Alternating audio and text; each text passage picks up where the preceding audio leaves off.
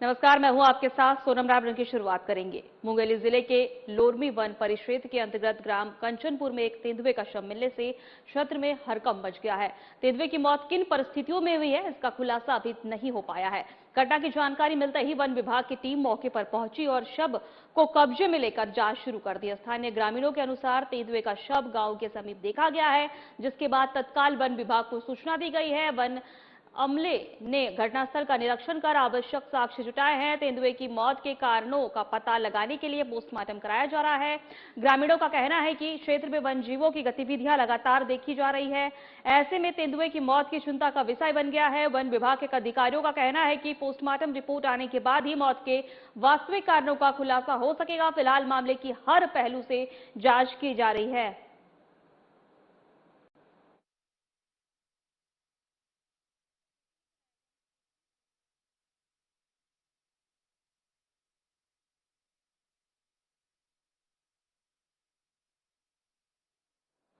एक बार आपको फिर से बता दें कि कंचनपुर में तेंदुए का शव मिला है। शव मिलने से हड़कंप मच गया है। अभी तक पता नहीं चल पाया है कि आखिर शव कहां से मिला है। वहीं वन विभाग की टीम मौके पर पहुंची है और कब्जे को लेकर जांच शुरू कर दी है। ग्रामीणों के अनुसार तेंदुए का शव गांव के समीप देखा गया है, जिसके बाद तत्काल वन विभाग की सूचना दी गई है। वहीं वन अमले में घटनास्थल का निरीक्षण कर साक्ष्य जुटाए जा रहे हैं। तेंदुए की मौत का कारण का पता लगातार लगाया जा रहा है, पोस्टमार्टम कराया जा रहा है।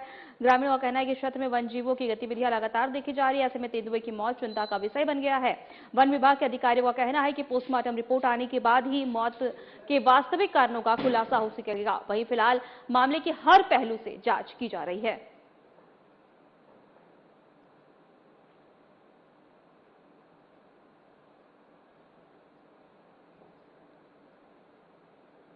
जांजगीर चांपा जिले में अवैध रेत उत्खनन और परिवहन के खिलाफ जिला प्रशासन की मुहिम लगातार तेज होती जा रही है। कलेक्टर एवं जिला दंडाधिकारी जन्मे जय मोहेब के सख्त निर्देशों के तहत प्रशासनिक अमला प्रभारी वर्षा और प्रतिकूल मौसम के बीच भी मैदान डटा हुआ है।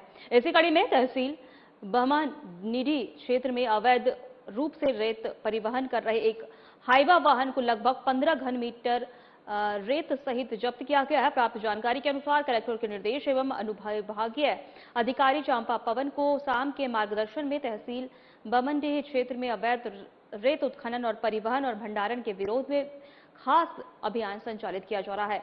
अभियान के तहत ग्राम पुछेली, पीपरदा और घाट क्षेत्र के निरीक्षण और जांच की जा रही है। वहीं लगातार इस दौरान एक हाईवा वाहन को संदिग्ध स्थिति में रोककर जांच की गई। जांच में पाया गया कि वाहन में बिना वैध अनुमति के लगभग 15 घन मीटर रेत का परिवहन किया जा रहा है। नियमों का उल्लंघन की पुष्टि होने पर प्रशासन ने तत्काल कार्रवाई करते हुए वाहन को मौके पर ही जब्त कर लिया है। जब्त हाईवे को आगे की कार्रवाई के लिए थाना बमनडीह में सुपुर्द किया गया है और मामले में खनिज नियमों के तहत कार्रवाई प्रारंभ कर दी गई है। कलेक्टर जन्मे जे मोहेब ने स्पष्ट किया है कि जिले के अवैध रेत उत्खनन और परिवहन और भंडारण किसी भी कीमत पर बर्दाश्त नहीं किया जाएगा। उन्होंने संबंधित अधिकारियों को नियमित निगरानी रखने तथा शिकायत प्राप्त होते ही त्वरित कार्रवाई सुनिश्चित करने के निर्देश दिए हैं।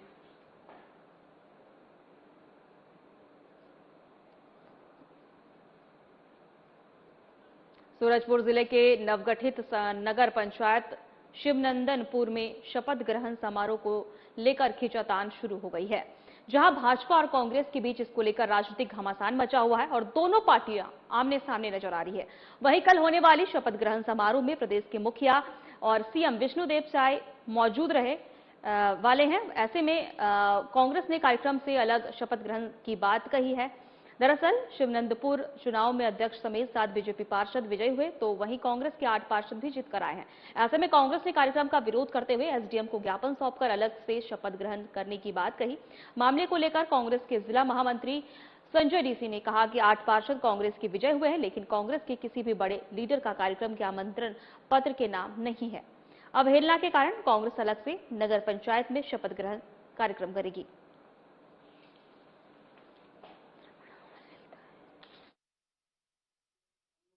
शिवनंदनपुर नगर पंचायत में कल शपथ ग्रहण होना है। इस शपथ ग्रहण समारोह में जहां भाजपा के तमाम लीडर्स को बुलाया गया है, आमंत्रित किया गया है, वहीं कांग्रेस के हमारे जो क्षेत्र के सीनियर लीडर्स हैं उन लोगों को जानबूझकर अनदेखा किया गया है और उन्हें आमंत्रित नहीं किया गया है। जिसको देखते हुए हम लोगों ने ये फैसला किया है कि देखिए, ये निर्वाचित जनप्रतिनिधि हैं, मान लीजिए मुख्यमंत्री जी आ रहे हैं, विभागीय मंत्री जी आ रहे हैं, प्रभारी मंत्री आ रहे हैं, स्थानीय मंत्री रहेंगे, विधायक रहेंगे, ये सारे लोग रहेंगे तो स्वाभाविक रूप से प्रोटोकॉल तो उन्हीं के ऊपर बनता है। और अगर उनके कोई निर्वाचित प्रतिनिधि नहीं है तो इसलिए अब वो चाहे जो भी बोले विलाप करें, और निर्वाचित जनप्रतिनिधि का नाम रहता है, निर्वाचित जनप्रतिनिधि ही उसके लिए सक्षम होते हैं। और प्रोटोकॉल का नियम है, शासकीय नियम है, नियम के अनुसार हो रही है शपथ ग्रहण।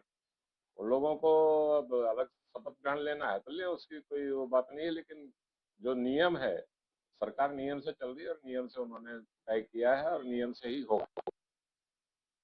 वक्त हो चला है छोटे से ब्रेक का।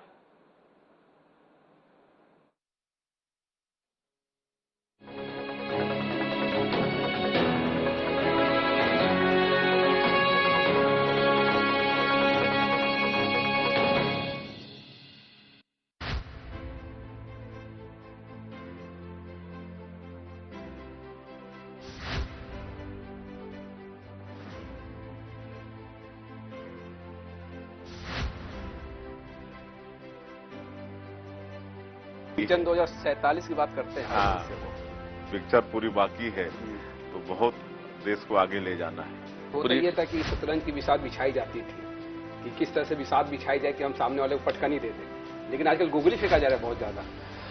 क्या सामने वाले गुगली पर सिक्स नहीं लगा पा रहे, क्या लपक लिए जा रहे हैं? कांग्रेस पार्टी के बैट्समैन तो गोल्डन डक में आउट होने वाले हैं।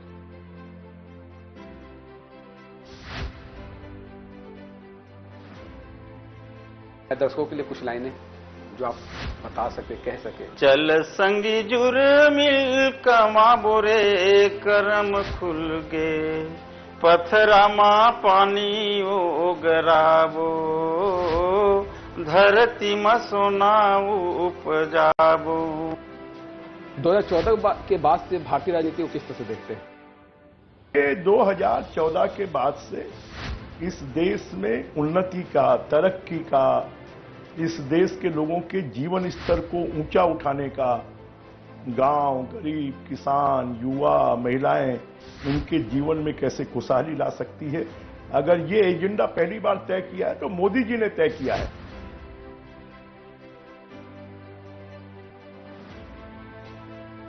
से काम होना चाहिए था जो नहीं हो पाया। नहीं, देखिए सभी ने काम किया है, मैं बिल्कुल ही नहीं कह रहा हूं कि किसी ने काम नहीं किया है। हाँ, विगत सरकार ने भी कुछ किया है परंतु कॉम्प्रोमाइज रही काफी चीजों पर, यह भी सच है। आयुष्मान में जो अभी अनियमितताएं बढ़ती जा रही है निजी हॉस्पिटलों के द्वारा। आपने बहुत बढ़िया किया है प्रश्न पूछकर जी। मेरी इससे भावनाएं भी जुड़ी हुई हैं, क्योंकि मैं एक ऐसे क्षेत्र से आता हूं जहां लोगों को बीमार होने के बाद छोटे छोटे टेबलेट्स के लिए मुर्गियां बेचते देखा हूं। कि सत्ता रहे तो संगठन का काम बहुत राह आसान हो जाता है या चुनौतियां और बढ़ जाती है? नहीं, संतुलन, बेहतर संतुलन के साथ सब काम कर रहे हैं। देखिए, ये कहने को एक वो बन गया है कि सत्ता और संगठन, वरना सत्ता में कौन है बताइए ना। विष्णुदेव साय जी मुख्यमंत्री जी हैं, लगातार अध्यक्ष रहे हैं। महतारी वंदन योजना से मंत्री जी आपने किस तरह का बदलाव देखा महिलाओं के बीच? सबसे पहले तो विशेष साधना न्यूज़ को बहुत बहुत धन्यवाद देना चाहूँगी कि आज मुझे लगता है इस तरह से पहली बार आपसे फेस टू फेस हो रहा है। और दूसरी बात ये है कि हमारे लिए नहीं, ये तो छत्तीसगढ़ में भारतीय जनता पार्टी की सरकार बनाने में महत्वपूर्ण भूमिका निभाई है महतारी वंदन योजना।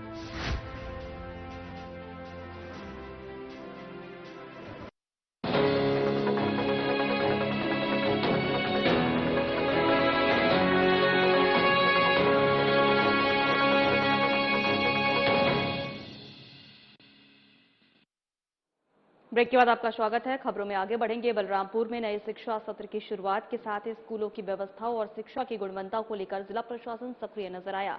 कलेक्टर चंदन संजय त्रिपाठी ने विभिन्न विद्यालयों का औचक निरीक्षण कर तैयारियों का जायजा लिया। कलेक्टर ने पूर्व माध्यमिक शाला पिंडरा जत्रो और उच्चतर माध्यमिक विद्यालय बरदर पहुंचकर विद्यार्थियों की उपस्थिति, पेयजल, शौचालय साफ सफाई, कक्षा संचालन और पाठ्य पुस्तक वितरण की स्थिति का निरीक्षण किया।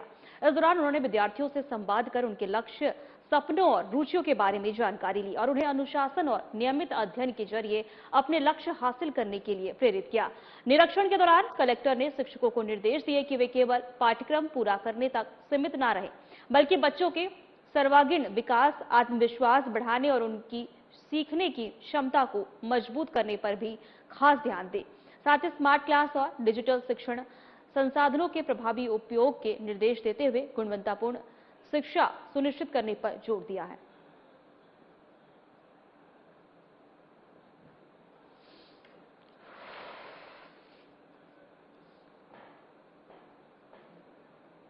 जनपद पंचायत लोरमी के अंतर्गत आने वाले ग्राम पंचायत रामेहपुर में मनरेगा के तहत स्वीकृत एक नए तालाब के निर्माण को लेकर दो पक्ष आमने सामने आ गए हैं। एक तरफ जहां ग्राम पंचायत के सरपंच, उप सरपंच और पंचों समेत ग्रामीणों ने शासकीय भूमि पर अवैध कब्जे की शिकायत दर्ज कराई है, तो वहीं दूसरी तरफ जिस व्यक्ति पर आरोप लगा है उसने इन आरोपों को बेबुनियाद और राजनीतिक साजिश बताते हुए जमीन का वैध सरकारी पट्टा होने का वादा पेश कर दिया है। तो वहीं दरअसल ग्राम पंचायत रामेहपुर के सरपंच, उप सरपंच और तमाम पंचों के हस्ताक्षर युक्त एक आवेदन एसडीएम लोरमी की और सीओ जनपद पंचायत लोरमी को सौंपा गया है और इस शिकायत पत्र में ग्रामीण और जनप्रतिनिधियों का आरोप है कि ग्राम पंचायत रामेहपुर में मनरेगा योजना के अंतर्गत एक नया तालाब स्वीकृत हुआ है, लेकिन आरोप के मुताबिक अन्य ग्राम आंची डोंगरी के निवासी रामकुमार साहू द्वारा उक्त शासकीय भूमि पर कथित रूप से कब्जा कर लिया गया है। शिकायतकर्ताओं का कहना है कि जब स्थानीय जनप्रतिनिधियों ने उन्हें समझाने और मना करने की कोशिश की तो उन्होंने तालाब निर्माण कार्य रोकने की बात कही और जिसके कारण जनहित का यह कार्य प्रारंभ नहीं हो पा रहा है। ग्रामीणों ने प्रशासन से इस कब्जे को हटाने जाने की मांग की है और मांग पूरी नहीं होने पर उग्र प्रदर्शन की भी चेतावनी दी है।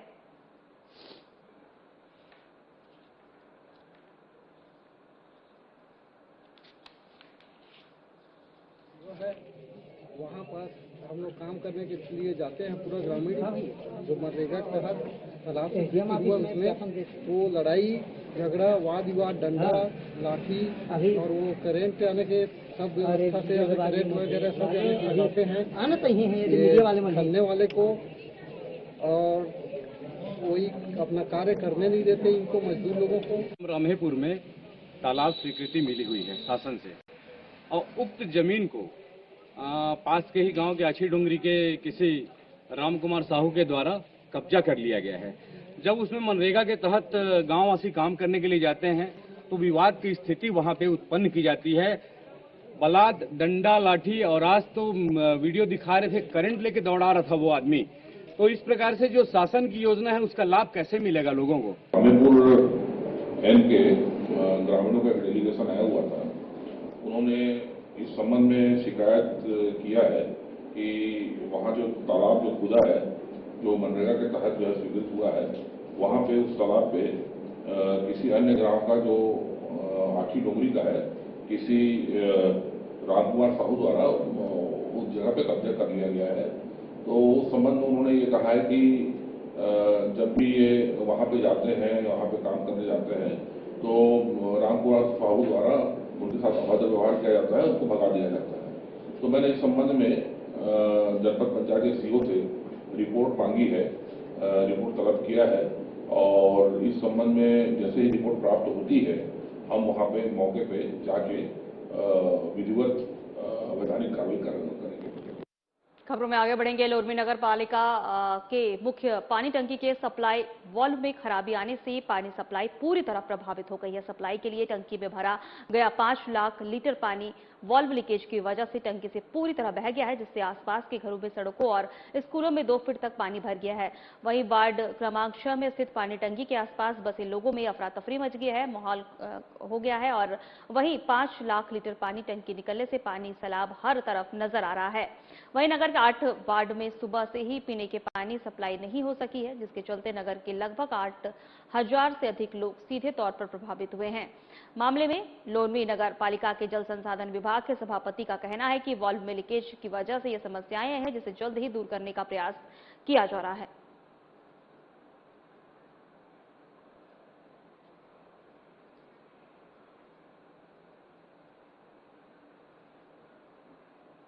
प्रधानमंत्री नरेंद्र मोदी के नेतृत्व में केंद्र की एनडीए सरकार के 12 वर्ष पूर्ण होने के अवसर पर बीजेपी जिला बालोदा बाजार भाटापारा द्वारा बीजेपी कार्यालय में पत्रकार वार्ता का आयोजन किया गया।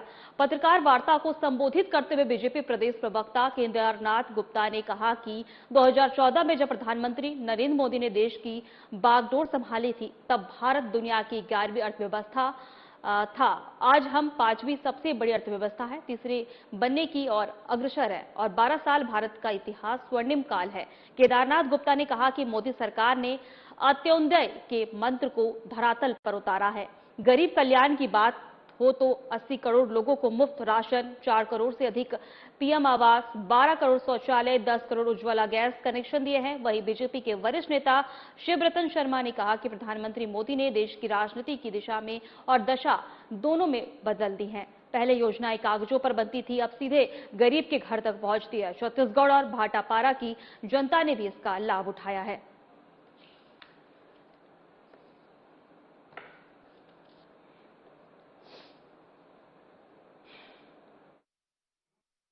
प्रधानमंत्री माननीय नरेंद्र मोदी जी के सफल 12 वर्ष की यात्रा 10 जून को पूर्ण हुई और आज हम सब उस विषय में 12 वर्ष के कार्यकाल के बारे में आपसे चर्चा करने यहाँ उपस्थित हुए। निश्चित रूप से जब माननीय नरेंद्र मोदी जी का शासन शुरू हुआ, उस समय किसान सम्मान निधि के रूप में भारत देश के किसानों का सम्मान किया। सबका साथ सबका विकास के तहत 25 करोड़ भाइयों को गरीबी रेखा के बाहर लाया। डायरेक्ट बेनिफिट ट्रांसफर के तहत 4 लाख करोड़ से ज्यादा की राशि सीधा हितग्राहियों के हाथों में पहुंची। रेलवे ट्रैक का विकास हुआ, वंदे भारत ट्रेन आई, लगातार जो रोडों का विकास हुआ। प्रधानमंत्री सड़क योजना के साथ साथ प्रधानमंत्री आवास योजना, 4 करोड़ मकान गरीबों को उपलब्ध हुए, 12 करोड़ शौचालय का निर्माण हुआ, जिससे गरीब लोगों के आत्मसम्मान में वृद्धि हुई, माताओं के आत्मसम्मान में वृद्धि हुई। इसके साथ साथ प्रधानमंत्री सड़क योजना जो मैं आपको बता रहा था, वो 12 लाख किलोमीटर का निर्माण हुआ। अब प्रतिदिन 34 किलोमीटर सड़क का निर्माण हो रहा है, जो पहले 11। फिलहाल हमारे खास बुलेटिन में इतना ही। नमस्कार।